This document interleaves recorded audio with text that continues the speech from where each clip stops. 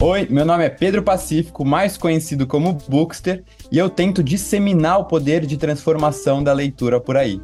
Nesse podcast, o Daria um Livro, eu recebo convidados plurais e com diferentes formações para compartilhar com a gente não só um pouco da sua relação com a leitura, mas também de suas próprias histórias. Histórias essas que muitas vezes deram um livro ou que poderiam dar.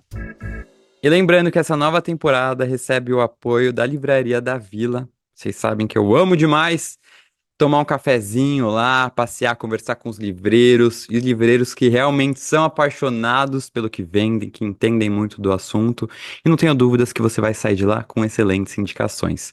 E se você ainda não conhece a Vila, não perca tempo, gente. São 21 lojas espalhadas em São Paulo, capital interior, Paraná, Brasília e Goiás, terra do broto. Então acesse já o site livrariadavila.com.br e viva também você essa experiência. Pessoal, bem-vindos a mais um episódio do podcast Daria um Livro. Hoje estamos com um convidado que movimenta milhões de seguidores nas redes sociais. Felipe Neto é influenciador digital, empresário, escritor, acabou de lançar o seu último livro, Como Enfrentar o Ódio, pela Companhia das Letras, que teve um sucesso aí estrondoso na pré-venda. Ele ganhou fama quando ainda era adolescente no YouTube, com o quadro Não Faz Sentido, trazer um humor ácido. E aí ele foi diversificando seus temas, foi incluído na lista de 100 pessoas mais influentes pela revista Time, e então tem muito aqui a gente falar. Ele inclusive lançou recentemente um clube do livro, ou seja, o trabalho dele tem muito a ver com o meu nessa parte literária. Felipe, para começar, primeiro queria te agradecer muito o seu tempo corrido, de você ter cedido um pouquinho dele para a gente falar sobre esse tema. E eu queria começar fazendo uma pergunta que eu faço para todo mundo que passa aqui. Antes da gente falar do Felipe influenciador, Felipe escritor, eu queria saber do Felipe Neto leitor. Como é que começou isso? Você era uma criança que lia bastante, você nasceu numa casa de leitores, eu vejo que tem uma estante aí cheia de livros na sua casa, no seu escritório. Isso foi sempre dessa forma? Conta pra gente. Então, Pedro, primeiro, obrigado por me receber, obrigado a todo mundo que está assistindo, todo mundo que está ouvindo. É uma honra estar aqui. Eu acho super bacana que esses espaços se consolidem cada vez mais para falar principalmente de literatura. Cara, eu tive uma sorte muito grande, que foi o Harry Potter. Uhum. Eu sou geração Harry Potter, e quando eu tinha 11 aninhos de idade, eu tenho 36 anos hoje. Quando eu tinha 11 anos, o Harry Potter chega de maneira avassaladora no Brasil, e meu pai compra aquele livro, me dá e deixa lá, sem ficar me cobrando a leitura, sem ficar falando, ó, lê isso aqui, lê isso aqui. Não, eu deixo lá e deixo o livro me chamar. Até o momento em que eu tenho aquela curiosidade e começo a ler. E com 11 aninhos de idade, aquilo transforma a minha vida. Eu nunca mais paro de ler, nunca mais abandono os livros. Eu não consigo imaginar a minha vida sem um livro do lado. Então, é uma literatura de fantasia que inicia essa minha jornada literária e que depois, com o início da vida adulta, vai me levar para a leitura de outras coisas. Eu confesso que na adolescência era só fantasia. Era fantasia, fantasia, Tá fantasia. ótimo. Adorava. Aí na vida adulta eu vou descobrir mais sobre livro-reportagem, sobre biografia, sobre livro de não ficção de maneira geral, e acabo me apaixonando também. Então foi todo um processo longo, mas muito prazeroso da leitura, né? Da descoberta do prazer na leitura, não do hábito, do Uhum, prazer em ler, que eu acho que é fundamental a uhum, gente espalhar. uhum, uhum. Sim, é fundamental, e hoje tem uma concorrência muito grande das telas, das redes, né, que é onde você está muito inserido, até eu também. Mas antes de falar disso, eu queria passar então de um Felipe Neto leitor, que teve esse contato desde cedo e com essa influência realmente de uma geração que foi muito incentivada pelo Harry Potter, não dá para negar isso. Como é que veio essa ideia de escrever livros, né? Porque você já te escreveu outros livros e aí eram livros mais ligados ao entretenimento do ponto Sim. de vista de um Felipe Neto youtuber, e agora você lança um livro com um tema delicado, um tema que exige um aprofundamento, um tema mais sério. E até um texto mais denso, né? Eu Sim. comecei a ler o livro, ele é um tema mais denso que eu acho que deve ser uma virada total do que você costumava escrever. Queria saber como é que foi essa experiência de fazer essa virada e também como é que o seu público, que é um público também muito jovem, em grande parte, tem reagido a um livro mais denso? Olha, primeiro que a minha jornada como escritor de maneira amadora começa ainda na adolescência. Eu tinha o hábito muito forte de escrever fanfics. Eu adorava ficar escrevendo contos, histórias. Claro, né? Com a adolescência, ainda num período digital, mas não tanto digital, eu acabei desenvolvendo esse fascínio. E sempre tive esse desejo de poder um dia ser escritor de fato, né?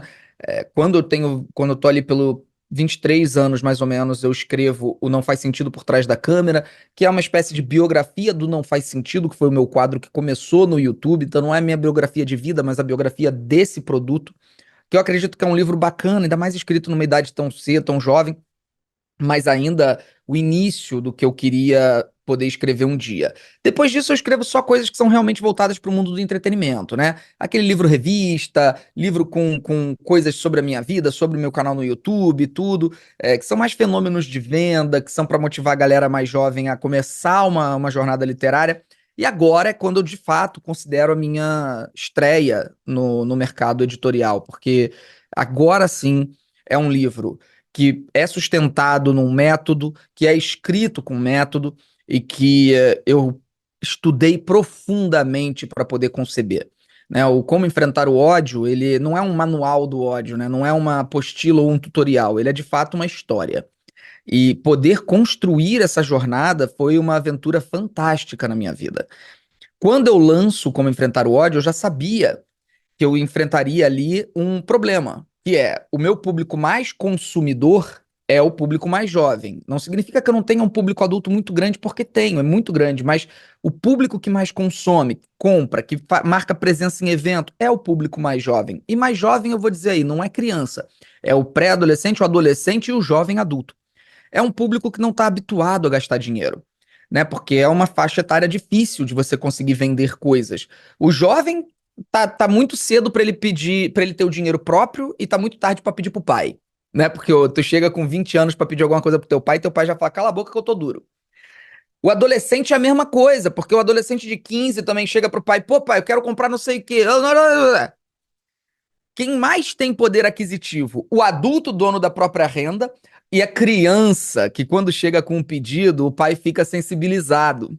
Ainda mais quando é livro, né? Exatamente. E o meu livro especificamente, ele não é para criança, e não é mesmo, né? Ele tem umas passagens muito duras sobre o período da ditadura militar no Brasil e tudo mais. Então, para atingir esse público mais velho, tem sido uma jornada de vir em programas, conversar, abrir o jogo para que essas pessoas que às vezes podem torcer o nariz para mim, por uma construção midiática que foi feita ao longo desses últimos anos e que passa muito pelo ódio, eles possam dar uma chance para o livro para entender o que é que o livro se propõe a ser. Então, quem está ouvindo aqui, quem está assistindo, eu nem falo assim, compre o livro. Encontre alguém que comprou e dá uma lida só no primeiro capítulo. É o que eu peço para as pessoas. Não gasto dinheiro ainda. Leia o primeiro capítulo. Se o primeiro capítulo te disser algo, compre o livro. Esse é o desafio que eu gostaria de deixar aqui. Aproximar de alguma forma a pessoa, né? Para que ela talvez seja despertado o interesse. E eu quero falar sobre esse torcer o nariz, mas antes, quero falar sobre o tema do livro mesmo, o ódio, né? Você falou, não é um manual do ódio. E o que me achei diferente, de uma certa forma, da sua trajetória com esse tema, porque você criava um conteúdo, e até isso está na sinopse do próprio livro, que tinha não um ódio, mas tinha uma crítica, né? Você fazia críticas com humor, mas, né, filmes, séries, Não, bandas, aí mas começou a tinha ódio, Pedro. Tinha tinha, muito ódio. tinha, e políticos. Aí, e você começou a ir cada vez mais também para essa crítica da política e tudo. Ao mesmo tempo, houve uma virada de chave que você passou a ser vítima muito forte desse ódio nas redes sociais e, imagino, que estimulado por essa onda de ódio, você começou a questionar como combater esse sentimento, esse movimento. Eu queria saber qual que foi essa virada de chave? Quando que você consegue identificar que, ó, a partir desse momento, eu passei a falar assim, não, chega de me comportar daquela forma e também chega de receber tanto ódio. Então, Pedro, não há uma virada de chave, né? Eu agora estou fazendo faculdade de história, e uma coisa que a gente descobre ao estudar história de maneira profunda é que esses fenômenos de acontecimentos marcados por grandes estampidos, ou seja, um estalar, não é assim que funciona normalmente na história. E a gente vê isso na vida também. Dificilmente vai ser uma coisa que vai fazer a gente mudar de comportamento. Normalmente a gente vai mudando ao longo dos anos. Então, sim, quando eu começo no YouTube, eu era um replicador de ódio. O Não Faz Sentido, por mais que fosse voltado para o bom humor, fosse voltado para tentar fazer rir, ele era, sim, um programa que se fazia através de críticas enfurecidas sobre temas que eu não tinha profundidade. E até por isso também não tentava ter profundidade, fazia piadas mais rasas, superficiais, com o objetivo de ser engraçado. O Não Faz Sentido estoura, e eu não faço a mínima ideia naquele momento que eu fomentava esse ódio. Pra mim era só engraçado, era só divertido. Com o passar do tempo, eu vou ouvindo histórias. Então eu vou ouvindo histórias, por exemplo, da banda Restart, que passa a botar até em mim parte da culpa do fracasso da banda. Porque a banda explode, estoura e depois ela vira vítima de bullying. Eu ouço história dos meninos que eram escolhidos da Capricho, falando, eu passei a sofrer bullying por sua causa. Eu ouço várias e várias histórias do mesmo jeito e vou começando a repensar a minha função como comunicador. E como eu ouço pais e mães que começam a dizer: olha, meu filho pode até não ser criança, mas ele está falando certas coisas que ele não falava antes. E aí eu fui absorvendo tudo aquilo, tentando entender. Então isso leva anos.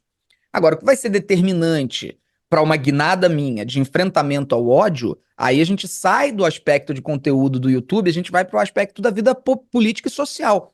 Quando eu vejo uma figura terrível como Jair Bolsonaro sendo normalizada no debate público, um cara que pouco tempo antes de ser normalizado falava que tinha que dar porrada em filho gay, falava que tudo bem desenhar ele com bigodinho de Hitler, o problema era se colocasse ele de brinco, que fala todo tipo de impropério intolerante, nojento, homofóbico, racista, que compara pessoas negras com arrobas, as pessoas dos quilombos. Uma pessoa tão vil, tão terrível, ser normalizada no debate público. Bom, peraí, a gente aprende na escola o que é o fascismo. Então, naquele momento, eu falo, bom, eu preciso me estruturar, porque eu tenho uma audiência gigantesca e eu não posso ficar dentro desse momento em que o futuro do país está em risco eu falar, ah, não, mas essa audiência aqui eu construí só para divertir, eu vou continuar só divertindo, ponto final. Então eu começo a estudar, começo a me aprofundar para conseguir fazer essa mudança na minha vida. E aí, cara, quando a gente começa a estudar de fato as certezas que a gente consolidou cedo demais, a gente descobre que essas certezas foram sempre fundamentadas em aspectos que não vêm do estudo. E a gente começa a rever tudo. Então foi esse processo que eu passei. Durou anos. Ele vai começar ali por volta de 2012, 2013, vai culminar de fato nessa minha transformação político-social por volta de 2019. E em 2000, só antes de continuar, você falou o negócio da virada de chave. Realmente é muito interessante a gente pensar que não é algo pontual, né? Não tem aquele estopim. Ah, qual foi o estopim da Primeira Guerra Mundial? Tem um estopim às vezes, mas é um processo. Isso me Isso. perguntam muito também por conta da minha sexualidade, e eu falo isso muito no meu livro, né? Qual foi o livro que talvez te ajudou a virar chave, ou que momento? É muito difícil identificar, Eu né? até tenho, eu até tenho um livro específico, que é até um clichê, mas que clichês às vezes existem por um motivo, que foi o livro do Eduardo Galeano, Veias Abertas da América Uhum, Latina. Esse foi um livro que não é que o livro vai pegar você e te transformar em outro ser humano. Nenhuma obra sozinha tem essa capacidade. A gente até pode, ao lembrar, colocar, ah, não, eu acho que foi esse o momento, mas não é, é uma construção. Assim uhum, como você citou a guerra, por mais que um movimento possa ser o que culmina no anúncio da guerra, vai ser sempre um acúmulo de situações. Então a vida é a mesma coisa. Então, esse livro em específico me fez entender a história da América Latina.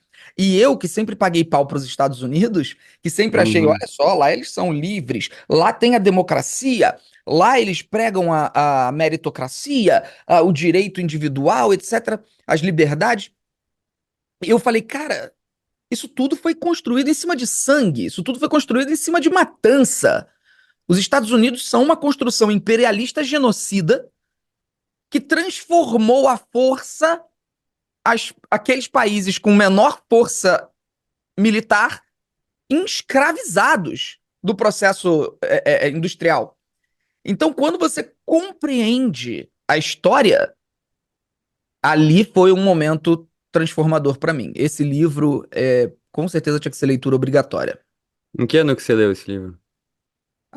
Foi ali, acredito que 2019, acredito eu, cara. Já foi no final do meu processo de transformação. Aí eu vou descobrir Chomsky, Eduardo Galeano e alguns outros livros que vão me fazer, assim, ter uma explosão mental. É, e é isso, você leu esse livro nesse final já. Talvez se você tivesse lido 10 anos antes, você não ia ter tido um impacto, ele não ia ter tido um impacto tão forte em você, né? É Foi no verdade, cara. momento Isso, importante, exato. né? É verdade, cara. Isso é verdade, sim. A gente tem o momento certo de ter determinadas leituras. Eu sou um grande Uhum. defensor disso. Uhum. E falando em 2019, que eu acho que foi nesse momento importante também, que teve um fato no meio literário mesmo, né? Com a Bienal do Livro do Rio de Janeiro, teve uma tentativa de censura do prefeito, na época, o Crivella, de retirar umas HQs, história em quadrinhos, que envolviam temática gay, tinham homens gays. E você fez teve uma ideia de distribuir livros com temática gay de forma gratuita para o público que estava lá. Eu Uhum. digo aqui como leitor, e naquele ano eu ainda estava vivendo dentro do armário, né? Eu vibrei dentro de mim muito pela sua atitude. E eu queria que você falasse um pouco, na sua opinião, e depois de estudar tanto esse tema do ódio, da onde você acha que vem tanto ódio com a diferença, né? Com o que não é igual a mim? O que levaria alguém como um prefeito a censurar um livro? Eu digo isso, e só para você ter, né, ideia de um contexto, é, quando você cresce não gostando do diferente, e eu aprendi desde criança que o diferente era errado, e comecei a identificar em mim a diferença, eu me reprimia muito. E só com a literatura e só com os livros foi que eu fui entender de forma mais clara e ter acesso e convívio com esse diferente, e entender que a diferença era para ser celebrada. Mas assim como muitas pessoas, eu aprendi que o diferente é errado. Mas de onde vem essa necessidade de passar para o outro, ensinar aos filhos que o diferente tem que ser odiado de alguma forma? Bom, vamos lá. Isso é uma construção social e individual, né? Ela é uma construção social que vai resultar na influência de pessoas, indivíduos, na formação do que eles classificam como moral. O nosso norte, ele é sempre baseado na moral e na ética. E a gente vai construir os nossos próprios valores morais, enquanto que a ética vai ter muito mais elementos, né, de sociais envolvidos. A nossa noção de moral costuma ser individualizada. Então, o que é moral para mim pode ser imoral para você e vice-versa. Quando você tem um plano teocrático, o que que é teocracia, para quem está ouvindo talvez não conheça. Eu sempre gosto de explicar, porque tem sempre Sim, gente mais jovem, tem sempre galera que está começando a entender isso agora. A teocracia é a dominância política, é a política agindo em nome de Deus, né? Seja o Deus que você preferir, seja o Deus que você acreditar. Mas é Deus envolvido na política e ditando essas regras. É, a busca por um modelo teocrático que vai começar no Brasil. Bom, vai começar no Brasil na nossa invasão, né? Em 1500, quando o Brasil é invadido, quando os jesuítas vêm para o Brasil para catequizar os índios, a gente já tinha ali um modelo teocrático. Dentro da nova realidade, do mundo contemporâneo, a gente se afasta da teocracia, a gente tem um ensino laico, e aí a gente tem essa revolta, que é silenciosa, ela não é dita, ela não é falada, a revolta desse cristianismo reacionário, e aqui a gente não vai generalizar o cristianismo, porque tem muito cristão maravilhoso, mas o cristianismo reacionário, teocrático, que busca o retorno da Idade Média, esse grupo vai começar a se enfurecer e querer o resgate dessas ideologias. Ele começa a se espalhar, começa a crescer, começa a invadir determinadas igrejas. Ele vai se fundamentar muito em determinadas áreas da Igreja Católica, em determinadas áreas da Igreja Protestante, de maneira geral. Então, principalmente as neopentecostais vão começar a disseminar muito esses valores. Cara, tudo parte de um plano de poder. Tudo tem a ver com a luta de classes e com as situações de poder. Então, quando você tem a proliferação dessas ideias, essa luta pelo conservadorismo, pela tradição e pelo resgate da sociedade da Idade Média. A inferiorização da mulher. A mulher tem que ficar quieta, a mulher tem que obedecer ao marido. Volta ao discurso da submissão feminina. Você vai ter uma construção dessa ideologia de família. E aí vem a grande problemática. Eles vão traduzir toda essa crença, que é um modelo de poder, em três palavras. As três palavras são família, Deus e pátria.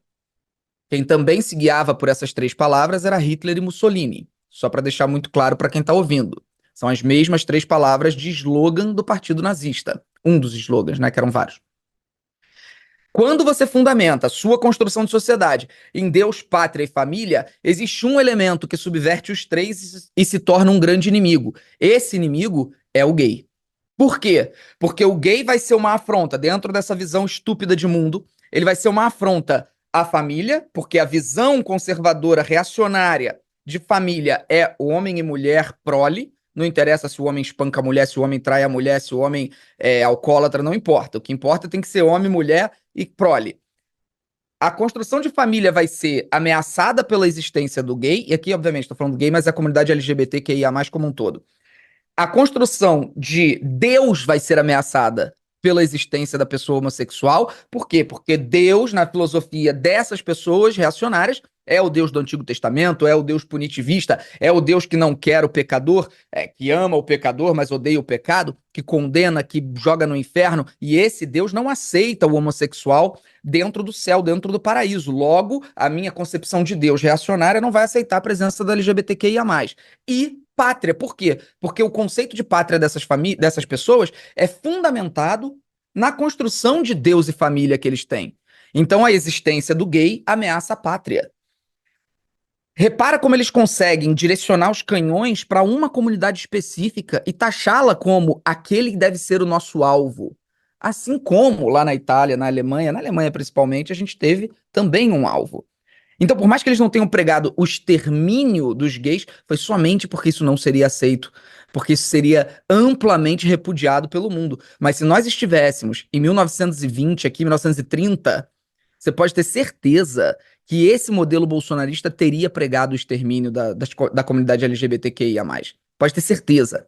Então, o que há é um neofascismo. Agora, sem pregar o extermínio, mas pregando a completa destruição dos valores desses grupos. Eles não podem existir, eles devem ser segregados e marginalizados. Eles não podem ter direitos, não podem ser reconhecidos. Então, dessa forma é construída toda essa temática de poder fundamentada no ódio contra a comunidade LGBTQIA+. E aí, óbvio, né, esse ódio começa a se pulverizar e vai para outros grupos também. Mas o foco é neles. Sim, Entende? Entende por que o Crivella quis censurar o livro? Porque tudo isso está internalizado. Eles Então, sentem como uma ameaça, né? e ter esses inimigos passa a ser, para eles, um discurso político. Tendo Hum. o gay como inimigo, eu vou ter mais votos. Então, quando o Crivella toma essa ação em 2019, ali ele não estava buscando proteção de criança, eles estão cagando para proteção de criança, cara. O que ele queria ali era voto na eleição que estava se aproximando. Então, ele levanta a pauta homofóbica para angariar atenção. Só que aí a gente resistiu, a gente mostrou que aquilo não seria aceito e que a censura de livros teria uma forte resposta da sociedade. Foi isso que a gente fez em 2019 e por isso a gente venceu. Sim. É, porque, no fundo, quando eles estão organizados de alguma forma, parece que são muitos que fazem muito barulho. Realmente são muitos, se a gente vê a última eleição, o resultado, né? Mas o que eu sinto é que cada vez mais esse tipo de comportamento de intolerância não é mais é, é, autorizado de alguma forma. No final, a pessoa não consegue sustentar aquilo e acaba tendo que voltar atrás, e a gente vê isso em diversas medidas que foram tomadas. Mas é um total absurdo. Queria mudar um pouco de tema e passar um pouco para o seu clube do livro e mais também de forma mais abrangente para a questão do estímulo à leitura, que é algo que você vem pregando já há um tempo. Primeiro sobre o clube do livro, como é que veio a ideia, né, de você, em primeiro lugar, falar mais sobre livros nas suas redes, e em segundo lugar, para criar um clube do livro? E além dessa pergunta, o seu público já era considerado leitor para você? Era um público que está acostumado a ler, ou quem está entrando no seu clube é um público novo na leitura? Então, eu já tinha muito. Eu falava sobre literatura, mas não de maneira organizada. Eu acabava falando em lives, em vídeos, Uhum, no meu Instagram principalmente. Em 2023, eu começo a mostrar os livros que eu tô lendo, dar nota. Então, tem todo ali um processo. Eu penso desde sempre em fazer algo sobre livros. Eu achava que eu ia apenas, sei lá, virar escritor e passar a publicar livros e viver disso. Mas eu, com amadurecimento e vislumbrando possibilidades, eu descobri como funcionava o Clube do Livro da Reese Witherspoon, que acabou sendo uma grande influência para mim, né? Apesar do meu modelo hoje Uhum, ser muito diferente do dela. Então eu falei, cara, a Reese está literalmente alavancando vendas de livros nos Estados Unidos e dá para totalmente. fazer isso no Brasil. A gente pode ter clubes aqui que fomentam a leitura de um determinado livro no mês e faz esse livro bombar, vendendo milhares de cópias. Então eu crio o livro, então eu crio o Clube FN pensando primeiro nisso. Depois eu enxergo que, olha, dá para transformar isso em negócio. E aí a gente começa a pensar, né, como que a gente transforma isso numa empresa, até para poder fazer essa empresa crescer e com esse crescimento executar ainda mais projetos sociais dentro do mercado literário. Então a gente está hoje fazendo essa empresa crescer para poder criar cada vez mais coisas. E aí a ideia sempre foi tirar um pouco de mim e transformar numa experiência literária. O Clube FN, ele mais do que simplesmente você ler o livro, você entra como assinante e você tem uma série de conteúdos e aulas sobre aquele livro. Principalmente a experiência da leitura. Você vai ler até a página tal e ver um vídeo que a gente lançou. Você vai ler até a outra página tal e ver outro vídeo que a gente lançou. A leitura passa a ser um processo compartilhado e muito mais aprofundado. Essa é a nossa intenção. Tanto que no final esse livro vira um curso dentro da nossa plataforma e você tira um certificadozinho, óbvio que simbólico, mas é um certificado que você pode imprimir, botar na sua parede, mostrando que você fez um mergulho completo naquela obra. Você sai pronto para debater aquela obra se você quiser. Então a gente fez primeiro com Fahrenheit 451, depois a gente fez com o livro Corpos Secos, e agora a gente está fazendo com o meu livro, né, o Como Enfrentar o Ódio. O livro de novembro já está escolhido, mas é segredo ainda. Então tudo isso vai criando uma experiência nova de leitura. O que que eu tô sentindo para responder a segunda pergunta? Cara, primeiro, a idade média do público do Clube do Livro FN é 34 anos. Isso ao mesmo tempo me agrada e me preocupa. Isso me deixa feliz porque eu percebi que eu Uhum, consegui atingir um público mais velho que às vezes não assiste tanto o meu canal no YouTube. Porém, me preocupa que eu queria ver a garotada. Eu quero ver mais jovens entrando no Clube FN. Então, assim, eu tô muito animado, muito feliz com o projeto, justamente porque o feedback que eu recebo são dois principais. O primeiro é: nunca tinha lido um livro na minha vida, estou mudando minha vida. E eu recebo muitos comentários, são centenas de comentários assim. Cara, eu não achei que eu um dia fosse me chamar de leitor. Eu não imaginava que um dia eu ia ler um livro por mês. Você vê, um livro por mês nem é tanto, mas para pessoa que não uhum, lê, sim, é lógico. muito.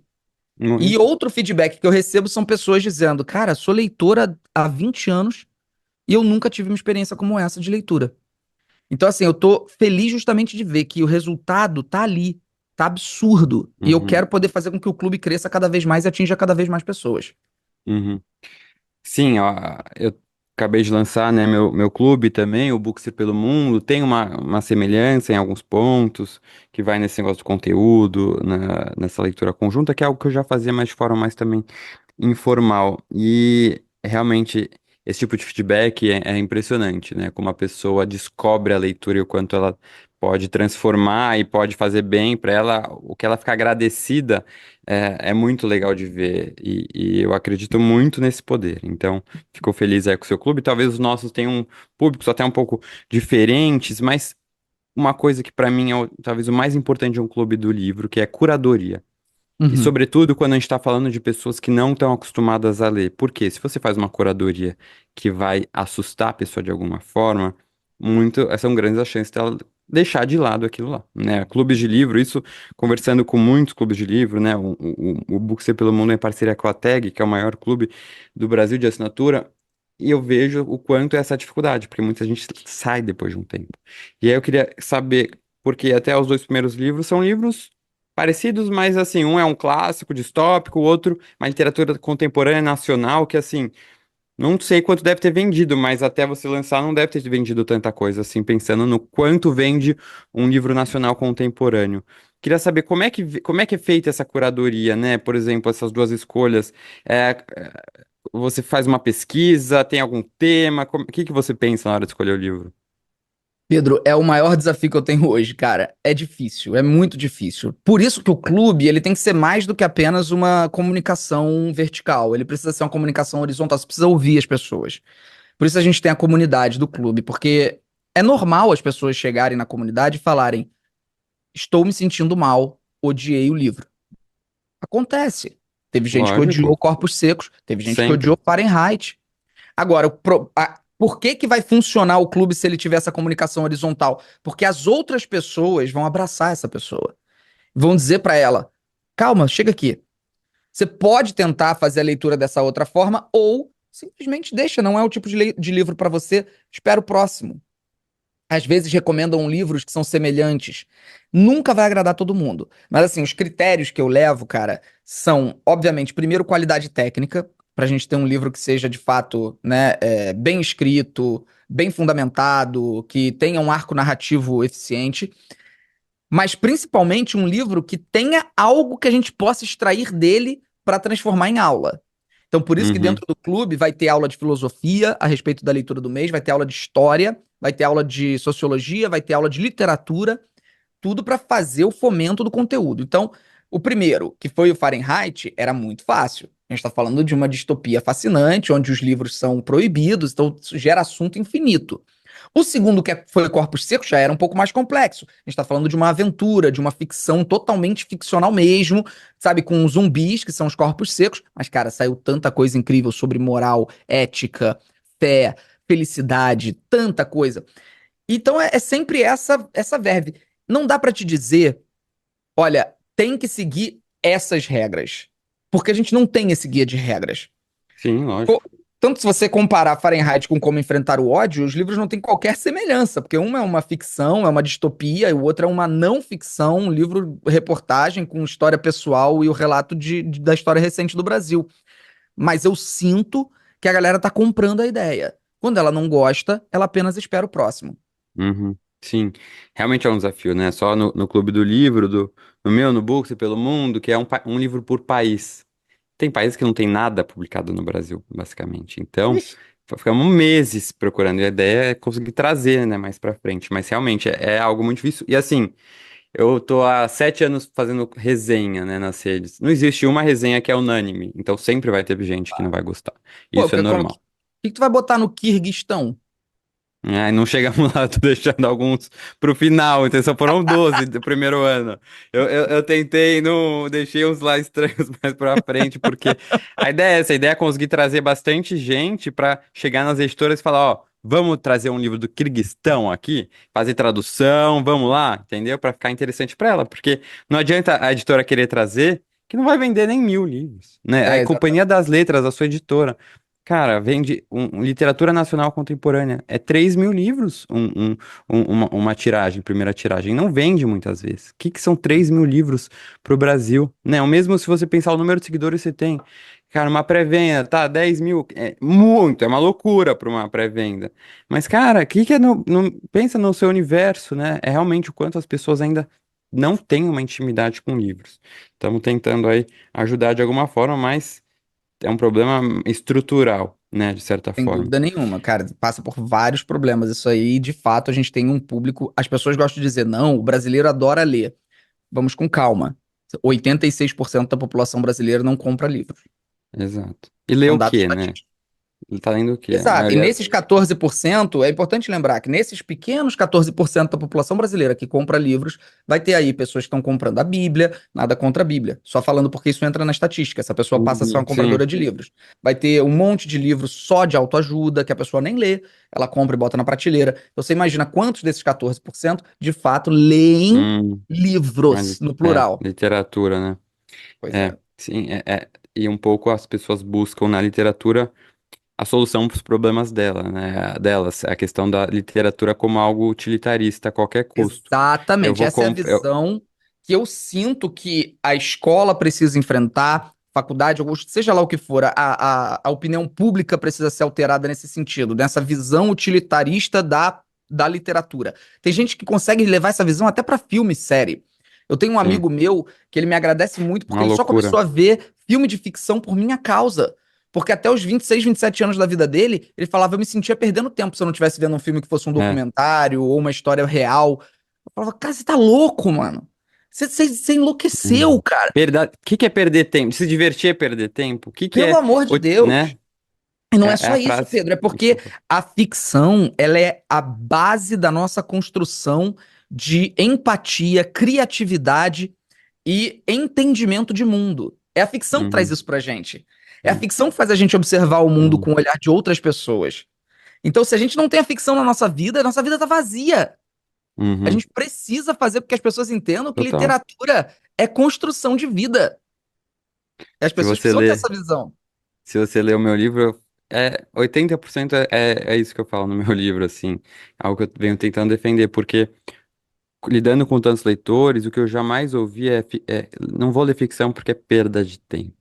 E uma, Putz. uma comparação que eu faço é a das séries e filmes, porque ainda a maioria das pessoas se permite perder esse tempo com séries e filmes, e a pessoa não consegue enxergar que a literatura pode ser um prazer tanto quanto, e o melhor de tudo, que você curte, tem prazer numa atividade, mas que você vai aprender muito, e um aprendizado que você não vai encontrar num livro técnico, que é o aprendizado sobre o outro, sobre você, né, esses soft skills, assim. Então, acho que nosso pensamento sobre esse ponto tá muito alinhado e é desesperador, né? Você vê a lista de mais vendidos. O que estão na lista de mais vendidos? Livros de Deus. E nada De Deus contra, e de novo. de Nada. soluções Sim, mágicas para sua vida. óbvio, é isso. Tome um café com Deus e como enriquecer com Deus ou Isso. E enriquecer como virar sem líder. tirar café e seja o líder da sua vida. Aí você fica, mano, não é possível, gente. É só isso que vai vender no Brasil.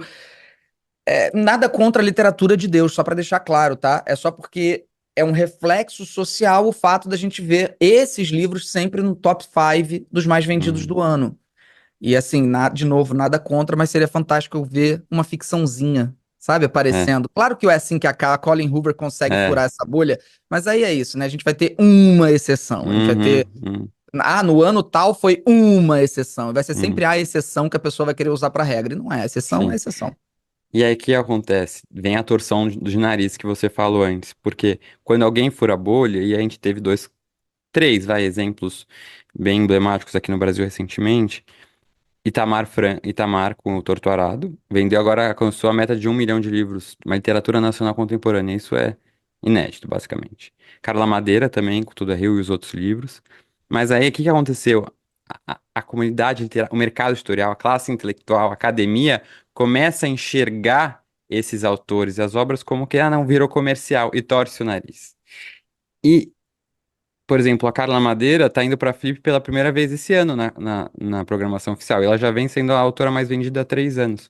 Quando saiu a notícia de que você estava indo na Flip, que você foi bem criticado, né, por essa classe mais intelectual, acadêmica, eu postei, até te marquei, você viu, te defendendo, e defendendo a importância de ter presenças de pessoas mais comerciais mesmo. Porque existe essa torção de nariz. Só pra você ter uma ideia, quando eu falei que eu ia publicar meu livro, recebi também várias críticas, porque quem é você para escrever? Você é um influenciador, né? Eu já recebia críticas por falar de livros na rede social. Quem é você para falar de livro, para fazer uma parceria? E aí eu queria ouvir de você, Felipe. Como que, como que você recebe isso? Como é que foi, por exemplo, a reação do público com o seu anúncio na Flip? Você já esperava que ia ter isso? E até próprio com escrever um livro pela companhia, falando de ódio, como é que é essa tentativa, como é que a academia e essa classe intelectual vê essa tentativa sua de migrar desse papel do produtor de conteúdo digital, que talvez não é tão levado a sério, para alguém que vai estar marcando presença nesses eventos, publicando livro por grandes editoras? Olha, Pedro, eu senti uma semelhança muito grande com o que aconteceu assim que eu estourei como youtuber. Quando eu tinha 22 anos, eu comecei a fazer vídeos e aquilo me alçou, né, a um reconhecimento nacional gigantesco. Eu sentia pessoas do entretenimento torcendo o nariz para mim. E não sentia de um jeito sensível, não. Eu sentia porque elas torciam mesmo, elas criticavam mesmo. O que eu fazia era visto como estúpido, ridículo.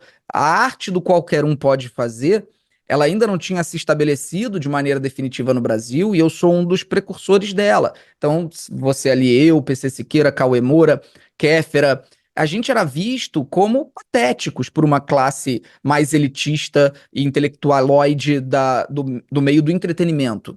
Então, nesse momento, quando eu vi essa repercussão da galera da Flip, embora eu tenha ficado um pouco surpreso, porque eu achei que a gente já tivesse passado dessa fase, Não.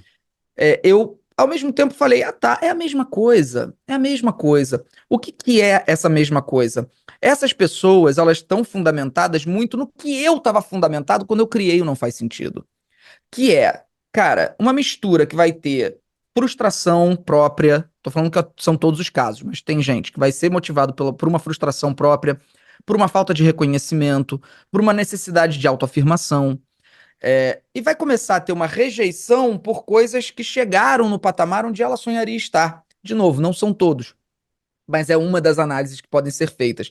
Então, eu, quando estava lá atrás, extremamente puto com a minha vida, é, me vendo numa situação desesperadora de ter voltado para casa da minha mãe, eu me achava talentoso, eu sabia que eu nunca ia ter uma chance, se fosse na Rede Globo, fosse em qualquer emissora, qualquer lugar. Eu fazia teatro, mas sabia que aquilo não ia dar em lugar nenhum.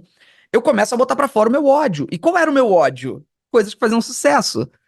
É muito semelhante. Não faz sentido que bombou era o quê? Era sobre Crepúsculo? Por que que essa bosta vende tantos exemplares? Era sobre 50 Tons de Cinza, a mesma coisa? Era sobre Justin Bieber, que na época eu ainda não gostava, hoje em dia todo mundo ama Justin Bieber. Era sobre colírios da Capricho, que ficavam famosos sem ter talento nenhum, na minha visão. Era sobre as bandas coloridas fazendo sucesso, cantando muito mal, na minha visão também, naquela época. Pedro, o que que acontece depois que eu atinjo, né, a realização? Depois que eu percebo que, olha, agora a minha vida, eu não tenho mais essa frustração. Eu percebo que eu não me incomodo mais. Eu não tenho mais esse incômodo. Eu não me incomodo mais se alguém sem talento na minha concepção faz sucesso. Não me incomoda em nada. Eu não sinto nada. Ou seja, aquilo vinha de uma área muito minha, era sobre mim.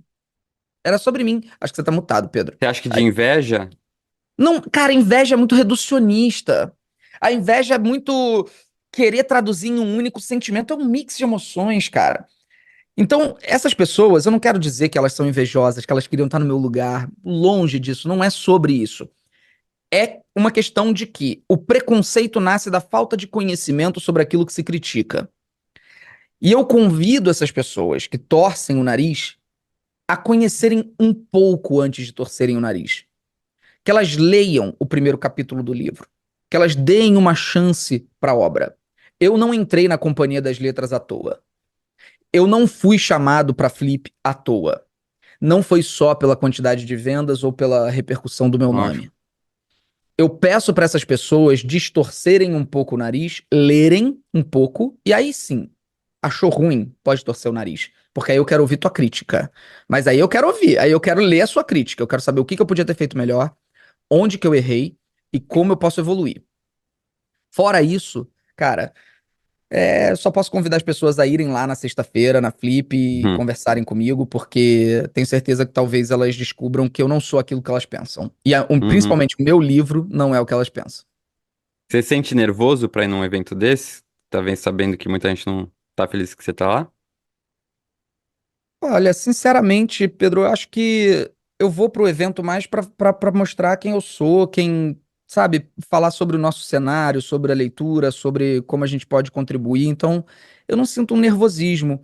Eu me sinto estimulado. E eu me sinto estimulado, inclusive, se alguém que torce o nariz pra mim tiver lá pra pegar o microfone e me fazer uma pergunta, eu tenho certeza que eu vou ficar muito grato dessa pessoa ter ido e ter dado uma chance pra ouvir o que eu tenho a Uhum, dizer. Então, eu tô mais uhum, estimulado do que nervoso. uhum, uhum. Legal. Um outro assunto, a gente falando de críticas.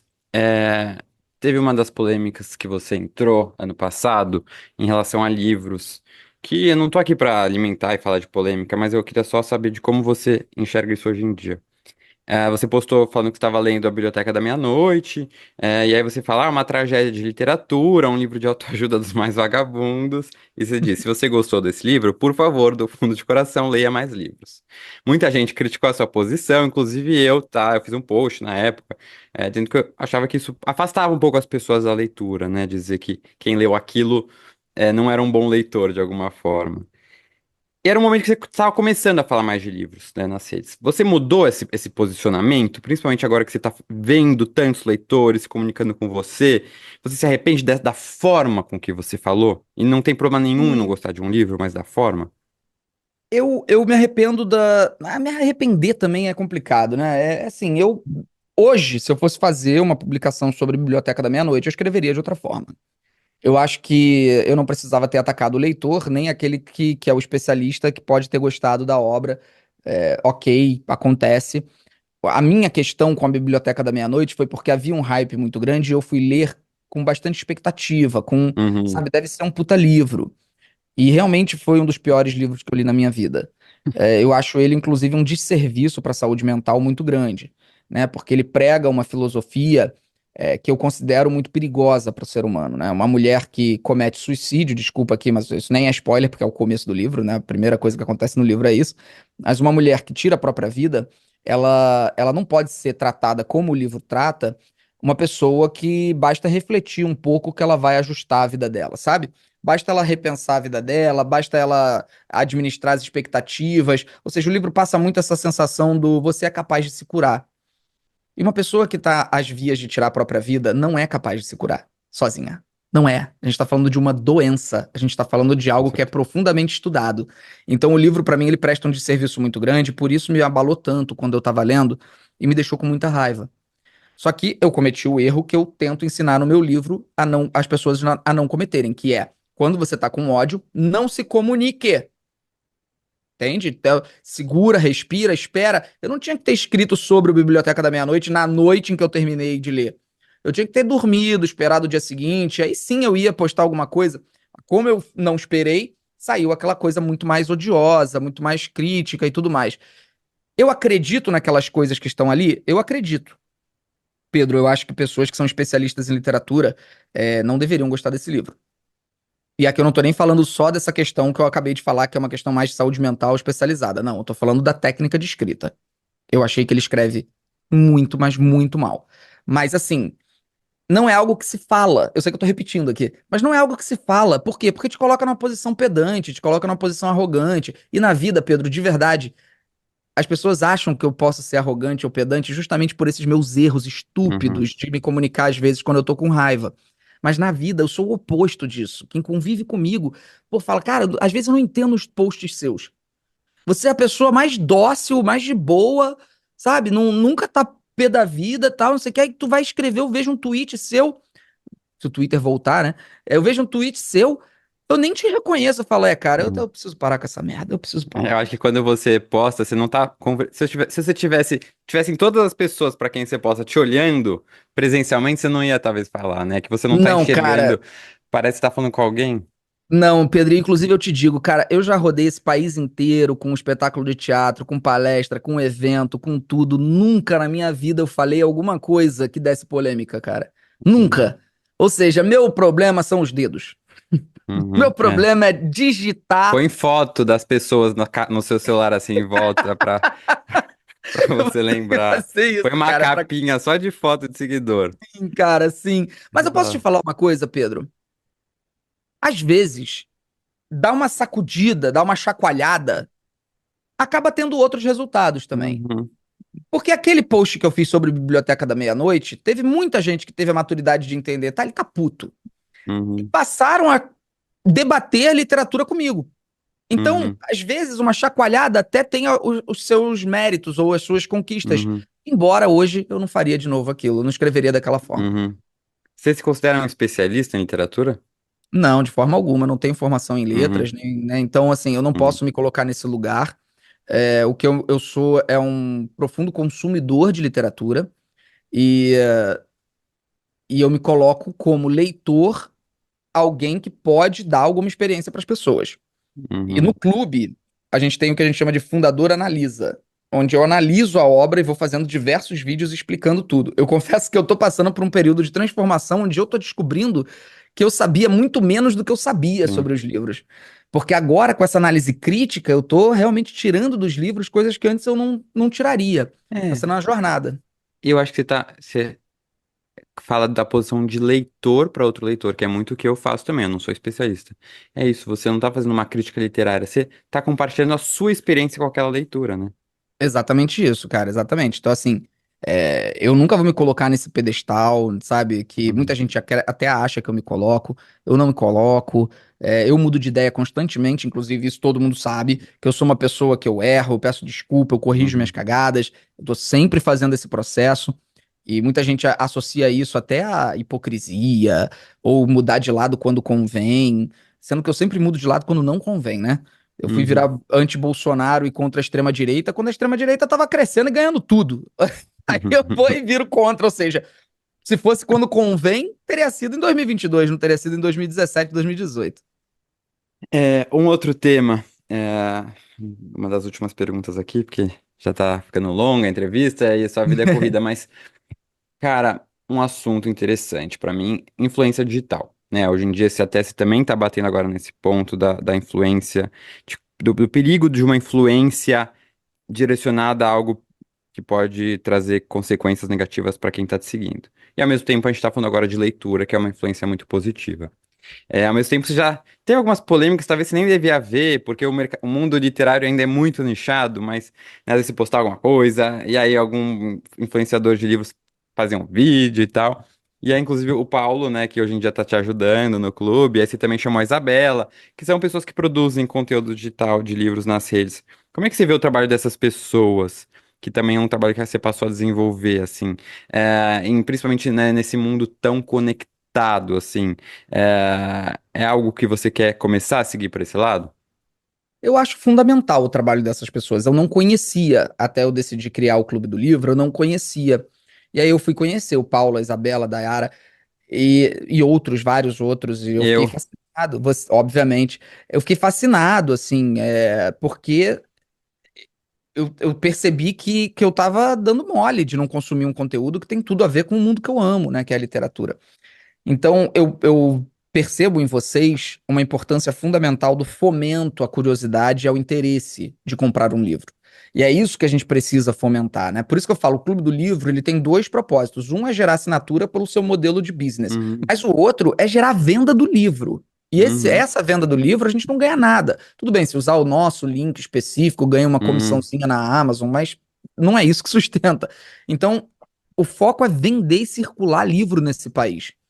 Isso é o que eu mais tenho tesão, desejo de fazer as pessoas de fato lerem, compartilharem, virar o assunto do bar, o assunto da casa quando se encontra, quando, enfim, é realmente o fomento à literatura que nos guia. E esses influenciadores de literatura, para mim, são parte fundamental disso tudo. É uhum, lógico que o meu maior problema é tempo, não me sobra mais tempo, eu tô completamente enlouquecido. Fazendo clube, lançando meu livro, gravando vídeo, porque o meu canal continua. Muitas vezes lógico. as pessoas esquecem que eu tenho que trabalhar enlouquecidamente para manter um canal no YouTube com conteúdo todos os dias. Nossa. Então é um trabalho muito grande, não me sobra tempo para ser um influencer literário como eu gostaria de ser. Uhum, Mas se sobrar tempo, eu quero muito, até porque eu tô fazendo a faculdade de história também ao mesmo sim, tempo. Ou seja, sim. meu tempo, cara, tá uma insanidade. E é muito louco como você, que é uma pessoa extremamente conectada, nunca tinha esse universo literário nunca tinha atingido, né, você, e isso é importante para a gente entender o quanto realmente esse universo é muito restrito mesmo, né? E as Ainda pessoas que é. estão nesse mundo esquecem, porque muitas vezes elas ficam falando elas com elas mesmas, assim. E o que me incomodou muito no começo e o que me fez tentar furar essa bolha para atingir pessoas que não são desse mundo dos livros, não liam também, sabe? Porque me incomodava, Sim. porque era muito restrito, as pessoas não sabiam que existia isso. E aí se prepara, porque quanto mais você fura essa bolha, e você é um dos que consegue, quanto mais você furar essa bolha, mais aqueles que querem manter o nicho, que Sim. querem manter aquele, sabe, aquele Olimpo, nós aqui somos Uhum. superiores porque somos poucos, vai começar a Uhum. torcer o nariz pra você. Ah, já torce, não é novidade. Ah, infelizmente, mas acho que tá melhorando, né? Mudou a curadoria da Flip, você está sendo convidado, outras pessoas, acho que isso tá gerando incômodo, mas precisa gerar esse incômodo, sabe? Sem dúvida nenhuma. Ah, aqui uma última pergunta antes da gente entrar num quadro final, mas você tem interesse em escrever outros livros e aqui especificamente sobre ficção? Sem dúvida nenhuma. Na verdade, o meu desejo era ter iniciado dentro do mercado literário com ficção. Só que eu ainda não consegui ter a coragem necessária para escrever uma ficção. Uhum, Eu pauto a minha vida muito com essa palavra, coragem, né? Que a coragem não é você não ter o medo, é você tem aquele medo e você simplesmente vai para cima dele. E eu fiz isso a minha vida toda. Foi assim que eu comecei a gravar vídeos pro uhum, YouTube. Quando ninguém gravava praticamente, eu falei, eu vou vencer esse medo. E me taquei. Foi assim que eu abri a minha primeira empresa de entretenimento digital, quando não existia empresa de entretenimento digital, que foi a Parafernália. Me joguei. Quando eu trouxe a empresa internacional para cá, que foi a Paramaker, foi a mesma coisa. O tempo inteiro eu tento desafiar os meus medos para vencê-los. Esse é um que é o mais duradouro da minha vida. Uhum. Porque eu desejo escrever ficção desde que eu me entendo por gente, desde que eu tenho memória. Então, eu lembro de maneira cristalina na minha cabeça que quando eu tinha, devia ter uns 7 ou 6 anos, eu tava numa casa que eu não lembro exatamente onde era, mas eu lembro que tava uma tia minha e que por alguma razão eu senti uma inspiração enorme e comecei a escrever um conto, só que eu tava recém-alfabetizado. Eu comecei a escrever e aí era uma coisa do tipo, ele entrou no mar e viu uma baleia e depois veio um tubarão e o tubarão mordeu ele e eu mostrei aquilo pra minha tia, que fez uma, olha que lindo, que legal, ele Uhum. escrevendo. Então você percebe que tá desde a minha infância esse desejo. E eu nunca materializei, porque eu acho que é o meu maior sonho. E por ser o meu maior sonho, é o meu maior medo. Então um dia eu vou, mas eu preciso vencer essa etapa de medo, essa barreira do medo na minha vida. E eu não sei se você concorda, mas também talvez esse primeiro livro você precisava escrever ele, você não ia conseguir escrever outra coisa, isso estava muito em você, assim, precisava sair, né? Eu sinto É. muito isso por causa do meu livro, né? Que também as editoras procuravam para escrever ficção e eu não conseguia, porque isso atravessava muito a minha cabeça. Agora que eu escrevi e publiquei, eu comecei a escrever a minha ficção. É, porque é como se o que eu precisava passar já tá. Agora eu posso ser livre para criar sem necessidade de pensar em uma mensagem específica, sabe? Pô, E isso é até legal, cara. e o meu livro tem a ver com o que você falou, porque é 30 segundos sem pensar no medo. Olha aí. Que é muito isso da coragem, né? Porque para mim foi muito a coragem da sexualidade, mas que se aplica também em muitos momentos da minha vida. Então, não, então enfrente esse medo, porque eu tô no começo da experiência, mas tem sido bem legal, desafiadora, claro. Cara, É, pretendo, e assim, é o que você falou é bem isso. Como enfrentar o ódio, e até pra finalizar falando do livro, porque eu sei que a gente vai ter outro quadro, mas falando pras pessoas, é um livro que pra mim foi como um exorcismo dos meus demônios, de fato. Foi colocar pra fora terrores que eu vivi e presenciei, e acho que você passou pela mesma coisa quando escreveu o seu, exato. colocar aquilo na história, em texto, pra posteridade, que é o poder da literatura, e levar para as pessoas uma experiência que eu considero que é uma experiência muito, muito única. Por quê? Porque eu posso falar sobre o ódio como autor e eu posso falar do ódio como vítima e Uhum. como entendedor de comunicação digital. Então, eu sinto que as pessoas têm muito a tirar dessa obra. Então, era só para finalizar mesmo dizendo que esse Sim, processo de exorcismo foi real e que agora eu me sinto talvez mais leve e preparado para escrever outras coisas. é isso, vai com tudo agora. Mas pra mim também foi essa mesma sensação quando ouvindo você falar. Agora chegando ao último quadro, é um bate-bola aí literário, mas não só literário, jogo rápido. Eu faço uma pergunta, você responde, beleza? Claro. Um livro de cabeceira. Meu Deus do céu. Pode ser só um livro que. O Irmãos Karamazov. Tá. Irmãos Karamazov, pra mim, é ápice do ápice da genialidade, mas é difícil não escolher um livro de Machado também, tá? E não colocar Metamorfose também, eu fico angustiado. Ou Flores para Algernon. Assim, eu tenho alguns livros que Eu são, te pra entendo. mim, Sim, mas é cabeceira. bom. Ah, bom, é os que vieram na sua cabeça. Por que você escreve? Olha, sobre esse livro, realmente foi para exorcizar demônios. Eu diria que foi esse o objetivo. Um livro que você gostaria de ter escrito? Veias abertas da América Latina. Eu tô fazendo história, tô encantado, fascinado. Um livro como Eduardo Galeano, pra mim, é realmente assim, como eu Justo. queria ter estudado isso e escrito isso. Um autor que, se você puder, ou autora que se você pudesse encontrar e perguntar algo, mesmo que já tenha morrido, se pudesse ter esse poder, quem você encontraria? Óbvio que Machado. Óbvio, porque Machado eu quero perguntar sobre as obras, eu quero perguntar sobre Dom Casmurro, eu quero perguntar sobre Brás Cubas, sobre processos de escrita, sobre como os livros são tão diferentes entre si, mas ao mesmo tempo você Hum. percebe o estilo dele, e sobre como era para ele ser um escritor negro naquele momento de Uhum, Brasil, né? E se tornar popular e vender bastante livro sendo um escritor negro dentro daquela realidade brasileira daquele período. Então eu teria muita pergunta para fazer para uhum. Machado. Um autor, desculpa, um gênero literário favorito. Para ler à noite, fantasia. E aí vai ser fantasia desde a adolescente até Oh, ficção científica do Asimov. tá, Para ler de dia, livros que vão falar sobre política e biografias, mas vamos botar tá. política. Foge de spoilers? Que nem o diabo foge da cruz. Eu preciso ser surpreendido pelo que eu consumo. Assim, eu tenho ojeriza a spoiler, eu fico pé da vida. Boa. Grandes autores usaram pseudônimos. Qual seria o seu? Meu Deus! Caraca, essa é interessante, cara. Qual seria meu pseudônimo? Tem algo que vem à cabeça? Algo que você já usou em algum momento? Cara, até hoje não. Sabia quando eu tinha um site de séries, eu tinha um pseudônimo que era Cap Sparrow, porque eu adorava o Capitão Jack Sparrow. Mas eu tinha 16 anos quando eu fiz isso, né? Então eu jamais usaria Capitão Jack Sparrow hoje em dia. Mas é difícil, cara. Eu Ah, vou ter que nunca se pensar aqui no sabe, né? plano. Tá, vamos deixar em aberto. Esse é Galiano. Escreve como Galiano. Boa. Ah, uma música, Bohemian Rhapsody do Queen.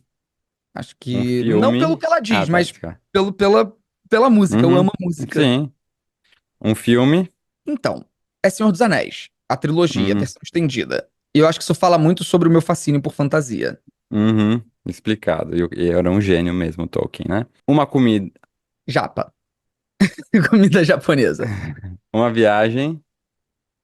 Paris. Porque não sei, assim, eu não consigo cansar de Paris. Não Eu canso. morei Não... lá um Sério? ano, sério. E ano que vem vou fazer um negócio muito legal, que é uma agência de turismo fechou comigo um roteiro de 6 dias por Paris, uma Paris literária. A gente vai num grupo, até vai lançar Olha, semana que vem, é. E vai ser todo dia a gente vai fazer Paris inteira andando pelos caminhos literários. Então, os bairros onde moraram os escritores latinos, o bairro onde moraram os escritores franceses, as principais livrarias. Tô que muito incrível, animado. cara. É, tô muito Bacana animado. mesmo. Um livro que todo mundo deveria ler, na sua opinião. Além do Veias Abertas, Uhum. Pode quiser ah, repetir. cara, tem um do Chomsky que eu considero fundamental. Eu acho que é Quem Manda no Mundo. Peraí. Deixa eu só confirmar aqui pra te falar. Eu vou falar Quem Manda no Mundo, do Chomsky. É um livro que eu considero fundamental e vital também. O que você está lendo agora? Eu acabei de terminar Política do Encanto. Foi um livro que me pegou muito de surpresa, do Paolo Demuru. Ou Demuro, não sei Uhum. direito falar, mas assim, é um livrinho super curto, mas que fala muito sobre esse encantamento que políticos da extrema-direita conseguem exercer sobre a sociedade. E eu tô lendo, porque eu sempre leio não ficção e ficção à noite. À noite eu tô Tá. relendo os retratos de Dorian Gray.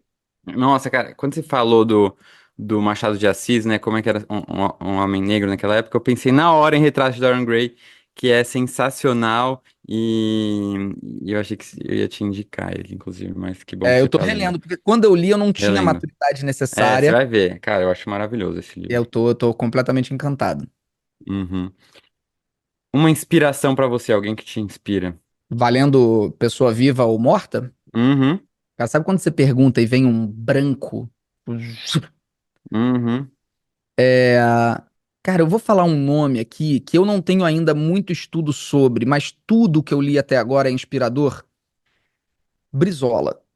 Uhum. Embora eu possa discordar de algumas coisas de Brizola. Tá. E um outro nome que eu vou soltar, que eu considero fascinante, e aí eu vou soltar no âmbito mais da coragem, João Saldanha. Que quem não conhece a história de João Saldanha deveria ler a biografia de João Saldanha, porque João Saldanha foi um cara que era um revolucionário comunista lutando em trincheira em guerra no sul do país e vira treinador da seleção brasileira. Assim, Uhum. esse é o espectro de história Extremos. de vida do João Saldanha. É. Ele é incrivelmente fascinante. Não faria as coisas que ele fez, mas assim, é alguém que as pessoas deveriam ler a história. Última pergunta. Qual será a sua próxima leitura? Já sabe? Então, eu vou reler o livro que vai ser o livro de novembro do Clube do Hum. Livro FN, que eu não posso ainda falar qual é, mas vai ser anunciado dia 20. Então eu ainda não posso dizer qual é essa específica próxima Tá. leitura. Mas eu tô ali com o livro do Mujica, que eu tô desesperado pra ler, que é o livro do Chomsky com o Mujica. Não, aham, eu tenho esse. eu preciso ler esse livro logo. Então, assim, Uhum. esse é o próximo que eu vou ler de não ficção.